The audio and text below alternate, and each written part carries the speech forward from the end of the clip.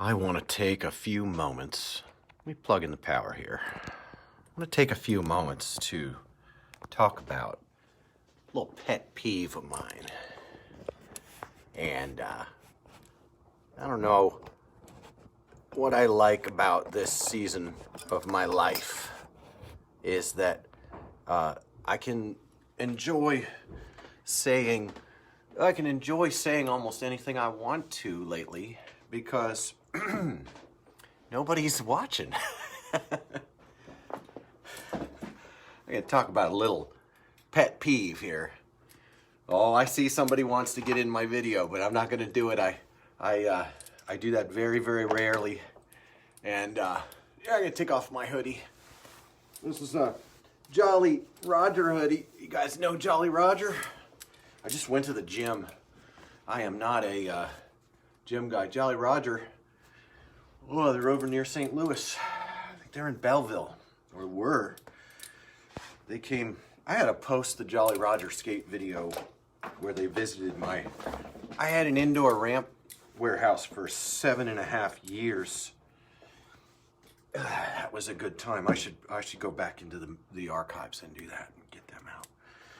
Well, it's too hot for a hoodie and too cool for no hat.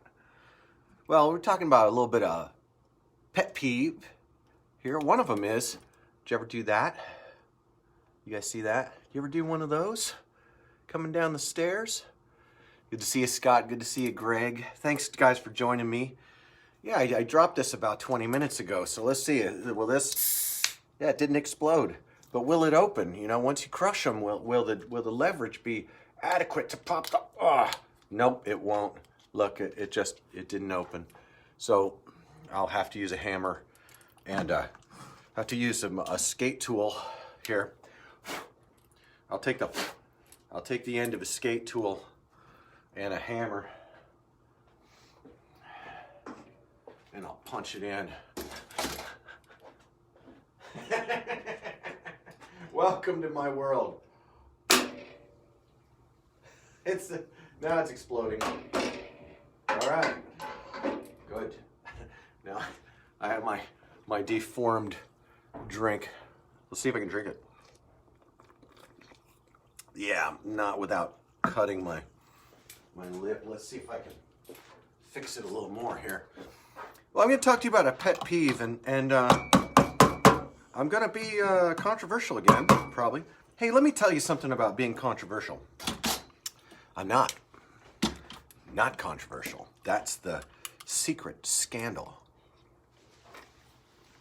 You can stop someone from having a, what's up, kid? There's a kid down here. Video? Yeah, is it time for dinner?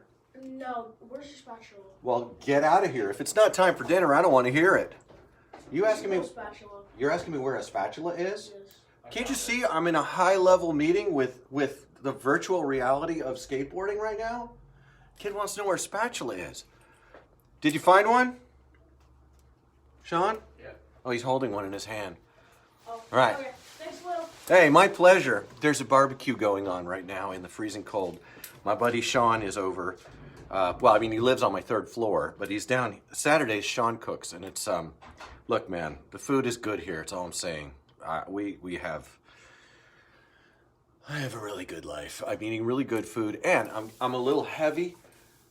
So just switch to, I know, right? They can't find a spatula. They got to come down to the workshop to me to find a spatula. But they have a spatula on una chanclita.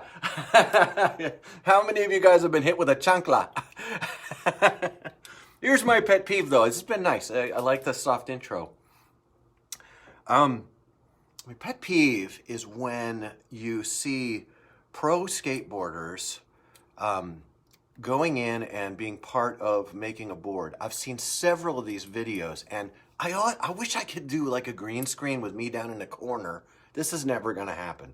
But put me down in the corner and let me pause and stop it and just examine this. I've watched several of these videos, and I think, well, geez, this has only been going on with the makers, makers coming up has only been going on for like 10 years. I mean, this is not a new thing. Spatula City from UHF. How about marble columns? Anyone know that? Those are great fake commercials. But gotta get yourself some marble columns. But you get these videos where it's like a pro goes into what appears to be a board making workshop, and they make themselves. They go through the tail and the nose, and then they talk about the wheelbase. And oh, this thing with the 2 fingers, 1 finger, 2 fingers thing of space is really, it's a thing about, they don't use terms for this. And I bet you after this video, no, I'm not joking, I bet after this video, they're going to start using the following terms: lever and fulcrum and leverage and pocketing. These are the terms of a skateboard maker. And when I see an uncut board pulled from a stack of uncut boards in a workshop that has, you can't really see them because of the safety fan, but these are skateboard presses back here.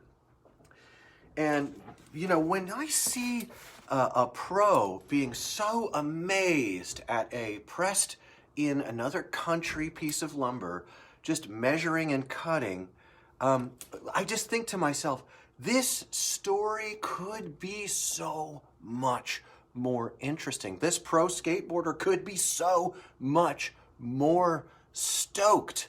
All of the pretending that this is the most inspiring thing ever. Even some of our very most beloved people in skateboarding that we all love to admire, these people. We love to admire.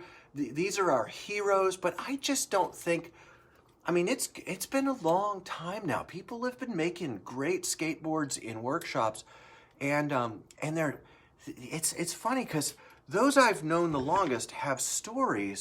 Not everyone, but there are enough stories out there. Those of you who are part of the makers movement, you can remember how this is received by the mainstream, and what kind of enthusiasm there is for the idea of 1,000 makers rising up and making really great lumber for skateboarders. I mean, this thing is over 10 inches wide and it's light. It's not heavy. That kind of thing can be happening. And if a pro skateboarder who makes dimes, they don't make anything, right? I was at a thing, let me tell you, okay, I'm gonna just tell this story. So you're watching these videos, you watch a pro come in, and the pro's mind is blown at being part of the craft. And all they're doing is choosing the length of the tail, and the length of the nose, and the length of the wheelbase, and then they're being sold a bill of goods on pocketing up, a flat fold, flat concave. There's nothing really bespoke or artisanal or proprietary in this bland factory uncut that came out from a foreign factory. Then they run it through they draw some lines on it, run it through a bandsaw, and then they do a clip of the pro skating it. And that pro could be coming into, I mean, I love having dads who skate and people who are like, my people are the people that were thrown away as kooks, okay? I don't want pro skaters in my workshop. Not that I don't want to be mean to anyone, but I want to say like pro skateboarders have sucked all the air out of the room for so long, being so awesome that people give up, shutting down the park and dominating completely and like that. You pro skaters, you guys, God bless you, but you have no idea how stoked you could be, because you could come in and roll glue at the glue table. You could be at that table rolling glue. You could be in a workshop like mine or Sam's or David's or Frank's or you could be at Voluptuous. I know that, it's like Pavlos. I'm a dad who skates, but I don't have kids. Well, I don't know, Pavlos. Do you have a dad bod? I think that the dad bod is a requirement. Although if I keep going to the gym from here up, I won't have a dad bod. But I think I'm committed to having a gut. I've been really thin in the past, but having a gut as long as I could be strong enough to haul it around, I'm not sure I want to go back to being skinny again. I think I'm gonna go for Viking shape. But this thing where the pros get all amazed and blown away. Can you imagine if you're a pro skater, you know, and you've lived in this whole thing, and you actually get to come and roll glue on a board, and you actually get to crank a press on a board. And when you pull that cured uncut out, that's a cured uncut that's been process made right there, and you're like, then you choose your wheelbases, then you're pocketing. And when you're pocketing, it's not one of those flat concaves. It's a vectored concave with sole that was handcrafted, or it's a different concept to that from a different workshop. And what could be happening? Oh my goodness. And meanwhile, these guys, they own the airwaves, man. They own the whole message.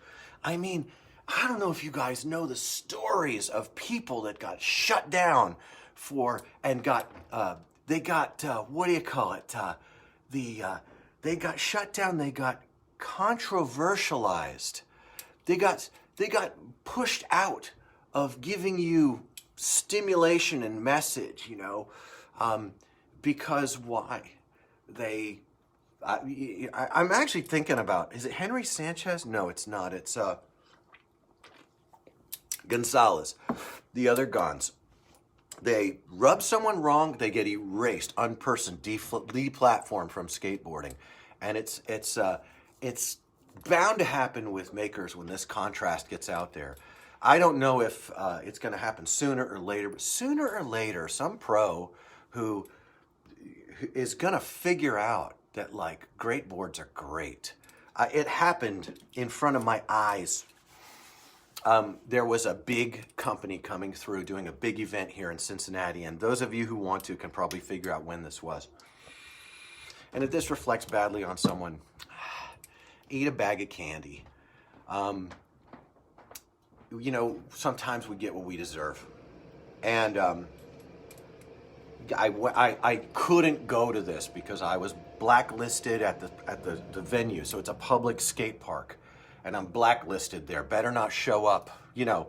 And not the only person blacklisted from there. And it's, you know, the shop has blacklisted people, said, don't even show up if you're critical. Don't even show up if you said this, blah, blah, blah. So I knew I couldn't show up, but I wanted to real bad because I wanted to meet one of my favorite pro skaters. I really like this person.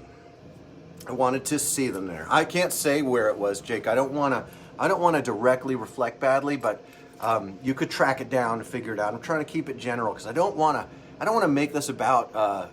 I'm about to talk about bad behavior and good behavior and things that are real. But okay, it was the 471 overpass, Newport, Kentucky DIY. I'm blacklisted there, completely not like allowed to skate there. I actually emailed the mayor of Newport, Kentucky, and I said, "Is this a public park? Is everyone welcome?" And he said yes. But I still am not supposed to show up there. And because I rubbed the skate shop owner the wrong way. So I said to my friends and their motorcycle friends, I said, look, there's this thing. I want to go there. I want to see this pro skater. Can we just go and park across the street from it and go hang out at it? And so we did. Well, it turns out that the pro I wanted to go see is really into motorcycles, like Epic. He's big in Japan. And he came over and started talking motorcycles with us. And he didn't come over from the event. He wasn't at the event. He was across the street. And he came over and he says, like, man, we can't even get runs in. The locals won't let us have runs. And then he said this, he said that. And we're having a great time. And he's really friendly. And we're really bonding over motorcycles and like that. And then he points at this kid's board. Now, I just made this kid's board like a month before or a week before or something. Big old pig, you know? A big old school pig with my concave. He points at this kid's board and he's standing right next to me. We're talking motorcycles. He doesn't know me from Adam. He says, man, kid, where did you get that board? That is an awesome skateboard, right? And he's got videos like, this is what I'm riding from my company and all this stuff. And he points at that board, and his eyes are as big as saucers, and I'm thinking, wow, that's awesome. And the kid points at me, and he goes, he made it. And I thought, that was like one of them, snapshot hallmark moments in a maker's life where and the kid was so cool. He was young at the time, and he had great style. He wasn't super tack or anything. He did his skating his own way. And he wanted a big pig, a 10-inch wide pig board, and so here's this pro skater who I've always loved, and Eric Dresden was there too, and this guy is really jamming on like that, and he goes, "Hey, let's go skate," and I'm like, well, I can't, and he's like, why not? And I'm like, now here's what's gonna happen next. That skate shop will come out and say, we never told Lou he couldn't skate. And they're going to say, Lou's just being controversial. This happened. This is what happened, period.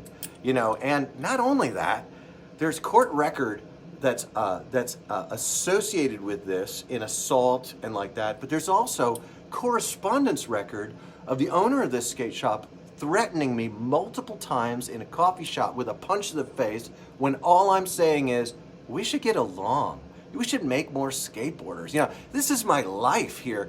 And then if you ask the skate shop about me, they're like, well, he's controversial, or they'll say, oh, well, it doesn't suck to live here because I have such a great thing going on. But this is what it's like here right now. All right. Now, that said, the barbecue smell is coming in from the grill, which means that my house is not well insulated because it's in the backyard. And I'm in the basement. But, all right, so friends, here I am. This guy is like, this guy, epic legend guy is like, whoa, tell me all about that board. That board is amazing. And the kid's like, he made it. And I'm like, yeah, I pressed boards out of a small workshop.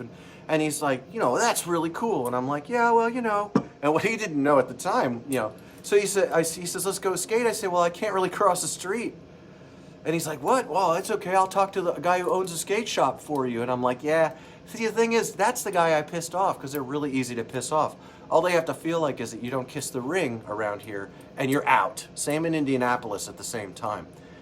We had these guys that just think they run the scene. And I don't know if you've picked up on it, but I am not a ring kisser. And it cost me my whole local market because over the counter, they can say whatever they want about me. And again, people would get a board from me and go, wow, you're nothing like what they said. Or, wow, it's obvious that everything they say. And then here over the counter at the retail, they're able to just run me down locally all the time. And I think it's kind of cooled off. This won't help. But this is the truth of what happened. And I was thinking, like, man, these pros go into a workshop and pick out product from a shelf or, like, do a scribe and cut a shape. And, I'm a face kisser. I do kiss people on the face. I love you guys. I think, I've kissed Mike Vieser, and I've kissed Jason Wren. But this idea, when I'm watching one of those videos and I'm like, boy, if these poor California suckers could just get in touch with what's going on in Ty's workshop at Voluptuous or what Frank Purcelli makes. The problem is, if they love skateboards, they'd be like, I don't want to be pro anymore. I want to ride these. Or maybe their companies would do, this is cool. Maybe their brand would call up a maker and say, yo, our pro told you about this. And Wappingers, hey, you know where I'm from, Scott Hitchcock, are you from my high school? Anyway, so... Sorry, somebody's in my comments freaking me out because they're saying the name of the town, the area I grew up in New York. Bear with me, friends. So it burns my biscuits that everyone's being robbed. And here's another one. And like I said, I'm not here to make. I know Purcelli, is that who you're talking about? Frankie Purcelli. Frankie Purcelli made. His American Waste was one of the best brands, art direction, and production. And yes, it was 1-2 decks at a time. It was small. Frankie Purcelli, man, he got run out of town by his local skate shops. And that was in the Ocean City, Maryland area.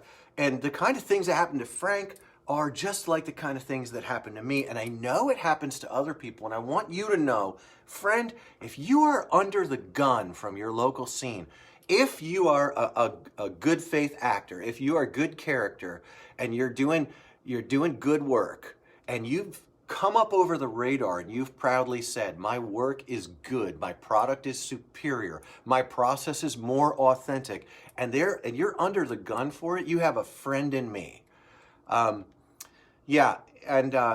Royce Ketchum, class of 1990. So yes, you do know who I am. You're a year older than me. I used to skate the steps at Royce Ketchum. That's so cool. I hope you guys are smelling what I'm stepping in here because, I was going to say one more thing. What really, I did a thing. There was a well-known pro that came out with a declaration that their brand was, quote, 100% independent, okay? And that was because the place where they stored their product was not owned by anyone else. So, and I have hopes that people who are on a trajectory, I'm hoping that saying your operation is 100% independent, all right? This guy, Scott Hitchcock, watched me skate when I was a child. That's so cool. I was a kid with no hair. So I wrote an ad that week that said, Fickle Skateboards, 137% independent. Now 37% more independent than your leading 100% independent brand, because we don't just own the shelving for our company. What is a company? What is a brand? If a company is just a heat sticker on a foreign product that I buy from you, you ship to me, and I sell to them, and they sell to them, if that's what a company is, we're all the poorer for it. All of us are the poorer for it. And now, joining with Life Skateboards, I'm seeing the ability to help build a brand that actually is a company. Company comes from Latin. The word company means with bread together. People who share their bread together and make their bread together. That's a company. And I'm looking and I'm saying, you don't have skateboard companies. You have brands, and brands that are actually just owned by a distro that's owned by a holding company, and you have productions that are far-flung. I'm not even certain that ethical labor practices are used in skateboard production. And can we even talk about it? It's burning my biscuits when a pro skater of big influence goes into a woodcutting room with no presses, or when a foreign manufacturer figurehead pretends that their factory is local to them when it's across an international border. These are practices that are disingenuous, dishonest, and skateboarding has never been able to pull together a class action lawsuit for false advertising. There's never been a push against some of these. I really don't want to. Shitty practices. They're just terrible practices, and they're common because we have this outlaw past, and that's something I like about skateboarding. I like that. But man, oh man, oh man, it burns my biscuits on a day like today to see the air get sucked out of the room when something really, really amazing has been happening. And these guys don't all want, people don't want, like if a brand called me up today and said, hey man, can you make us 50 boards a month, a special thing made by you, blah, blah, blah. That's not a terrible deal. That could take a mainstream brand all made in China, and they say, yeah, but for a high price, you get a high quality thing. And they, on and on and on and on. I think you get it. I hope you get it. And I hope we all can get a hold of it. Now, prepare for the unpersoning, prepare for the deplatforming. I'm just glad nobody's listening to me, because I can say everything I want and I won't be immediately pounced upon or get surrounded again and death threatened and have to do the restraining order and then be called a narc and a rat because I took it to court, or do a cease and desist letter because someone hashtag Bible, hashtag church slandered me as a sex criminal. This is all stuff that happens to people who make a difference. And I think, and I like what Johnny's saying. Johnny's a great board maker. Johnny Manick is saying there's room for everyone. Factories have their place. They sure do. But factory production doesn't have the right to suck all the air out of the room without us also getting to breathe. So, I like it. I see a lot of really good comments. I wish we were on YouTube, because then it all archives in a really great way, and we get to keep it all together. Now, I'll be exporting it to the YouTube archive for reference, and it gets lost in the feed on Facebook. But on YouTube, you can actually look through. It's true. Johnny is saying their shitty boards give us value. Actually, we create a value quantity, and we create a value quantity that has its place in the context of the community and the market. Now, right now, maker-made stuff, I'll hold this board up because, man, it's cured out so nice, light. You know, once I coated it, it's cured out so nice and light. This is crisp, you know. We create a quality that remains what it is. Someone may make something better, and among us, there might be better makers and worse makers. I find what is really of great concern to me is we need to keep our ethics high. We need to speak out about our quality, be proud of our process, be proud of the quality and the service that we offer, and shine. We're redefining the meaning of a skateboard company, and we're redefining it by, Jason Wren is saying it right now in his we're redefining it by adding back the value of a skateboard in how well it was pressed, the value of a skateboard in how authentically it was created, the value of a skateboard in the commitment to relationship of service. I know a really well-known board maker right now who has despicable ethics. He's despicable to his foreign customers, and a huge internet dossier exists of messages sent back and forth between him and customers in which he behaves abusively and disrespectfully, and that maker is not part of the makers movement. I won't let people like that stick around. If you're thinking about acting that way, it will burn my biscuits. And when loose biscuits are burned, people die. That's hilarious. I was trying for a Dr. Evil impression. I feel bad for threatening you. But they do get blocked out. We're not going to have that in the makers movement, because I'm the captain. It's not a democracy. It's a pirate ship. And we're going for booty. All right, my friends, this has been helpful to me. Thank you for listening to me. I'm not tired. I think that if people are going to suck the air out of the room with 100% independent talk, or made in the USA talk and only a little bit's made in the USA, or this is a skateboard workshop and it doesn't have presses and the board you're cutting is from a far-flung factory, or anything like that, they better be ready for us to say what we're saying. And over here, I got put on notice right away, 2008, 9. I got put on notice right away. If you talk about quality, you're going to get thumped. And, well, we're talking about way more than quality now. We're talking about ethics. We're talking about community. We're talking about value overall. We're talking about, forget it. If I was making board quality that did not surpass, or Sam at Life, we're together, we're the same thing, we're in cahoots, and we're developing that synergy together, you know.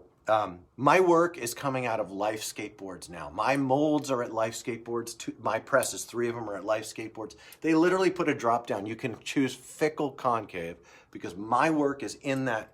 Bryce is rolling glue. Sam, I called him today. He was rolling ink.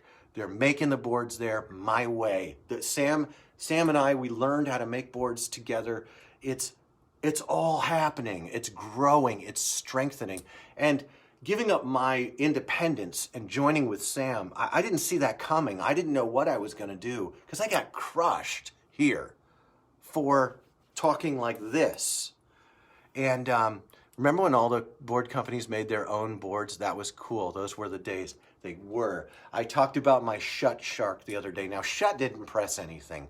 It was always those boys over in Maine, Chapman. And Chapman pressed awesome, dense, thick wood. And those Shut boards were awesome the first rounds out. And I got a used one, and I loved it. Okay, friends, you've got me stoked. I'm so glad we got to talk to each other. I have so much more I want to say to you. It is not a stretch for me to put out 3 of these videos a day. I will be taking tomorrow off. I'll probably do 1 video tomorrow. Hopefully, I'll be able to get some skate footage. It looks rainy tomorrow. But it's winter time in Cincinnati. Cincinnati has a mild winter. We're not too bad here. We have Kentucky weather. And the River Valley keeps things warmer here. You go an hour north and it's like 10 degrees colder. So I really like where I live. I don't want to move. I don't understand why any company worth its salt wouldn't want to make their own boards. You know what, Maddie Tramp, you are right. You're coming in from Australia and I'll tell you why. They believe it can't be done because they work on ROI from a board of investors on a massive, they're owned by holding companies. God bless them. Way back in the day, decisions got made that put them, they've got a tiger by the tail, man. They don't have the option not to make profit margins and give ROI. They don't have, oh, Maddie, I'm sorry, you're in the UK. Sorry about that. I think I have you confused with the guy who does Dangerous. Dangerous is out of Australia. Thank you, Maddie. I appreciate you very much. You know, you cannot believe how much learnings there is from the decisions that got made back in the late 80s, 90s. The decisions that got made massive impact to how even our culture is today. And, you know, it's hard. Market and culture, economics and civics and sociology, man, it's all swirling around. And it's time for us to level up our intellect game. A lot of guys like me, we stepped out of skateboarding because I'm honestly going to tell you, skateboarding became anti-intellectual and anti-intelligent.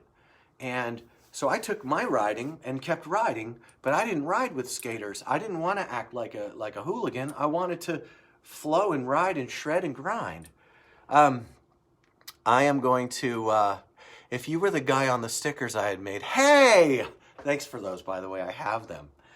I am going to get off of here. You guys, thank you. I would call you friends. I saw so many of your names on here. I even think I saw Trisha Gurley on here. I'm so grateful for all of you. You've made a huge difference for me. I have nothing but thanks to give for the times I can share these thoughts with you because they cook inside me. They cook me. And the result of sharing them before has been isolation, assault, menace, threat, defamation, but they cooked me still. And I decided that with Sam and with Life Skateboards, I have the support and the humanity around me and the ability to be involved no matter what someone says about me. And I also am beginning to think, it won't matter what people say about me before long. You guys will know because I'm showing you the truth of what it is. So thanks for being here. Thanks for being part of the early days of this. I hope that I can keep making these. I hope that my YouTube will be something you'll go visit and look through and pick through and listen to in your cars.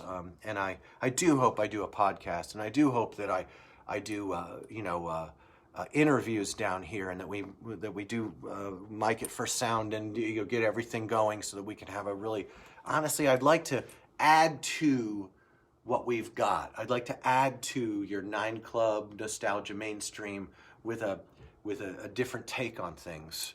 And because I see it with Never Was, and I see it with Lucha Skate, and I like it, and I Like I said, it's burning inside me, so I gotta let it out. Thanks for being here, friends, and I'll catch you later. Peace be with your spirits. I'll talk to you soon.